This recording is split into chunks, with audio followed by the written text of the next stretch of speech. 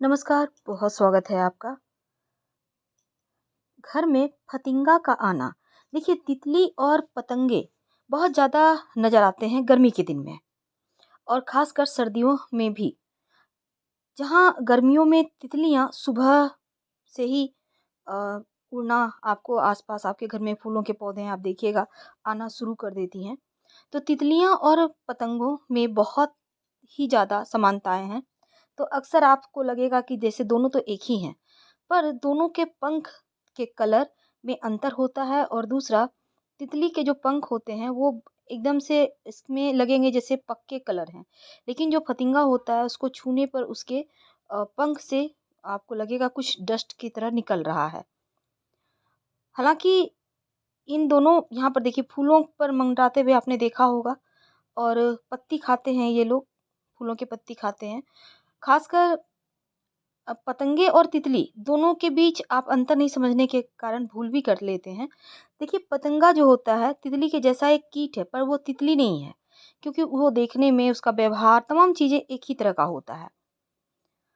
और दोनों के एंटीना की संरचना और आकार थोड़ा-सा अलग होता है। जैसे आगे से मुड़े होंगे, जबकि पतंगा जो होता है उसका एंटीना धागे-नुमा या पंख जैसा होता है। पतंगा जो होता है, जिसको फतिंगा भी कहते हैं, और इनका पंख की संरचना जो है ना, वो पीछे और आगे के पंखों को जोड़ता है और तितलियों के पंख जुड़े नहीं होते। यानी कि दोनों साइड 2-2 पंख होते हैं।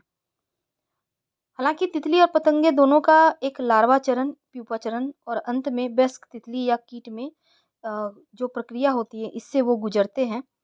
और पंखों का जो रंग होता है, तितली का बहुत खूबसूरत चमकीला होता है, लेकिन जो पतिंगा होता है, जिसको पतंगे भी कहते हैं, गहरा होता है।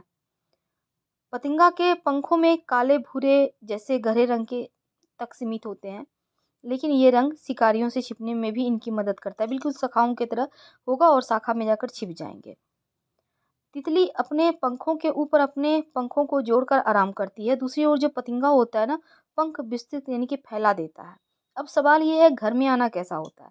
देखिए, तितली के बारे में जैसे हमने पहले भी आपको वीडियो के ज़रिए बताया कि काली तितली पूर्वजों का संकेत लेकर आती है और जो अन्य रंग-बिरंगी तितलियाँ हैं, वो खुशियों का संचार करती है।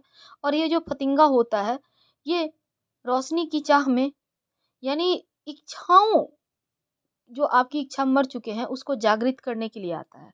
तो इच्छाओं को पुनर्निर्माण या पुनर्जागृत करने के लिए फतिंगा आता है। अगर आपके घर में ऐसे फतिंगा दिख जाए, आपके आस-पास दिख जाए, तो समझ जाइए जो इच्छाएँ बहुत आपने पाली थी, पर पूरी नहीं हो पा रही थी, पर वो अब पूरी होगी, यानी विश पूरी होगी। धन्यवाद, फिर मिलेंगे। प्लीज़ लाइक कर सब्सक्राइब करें।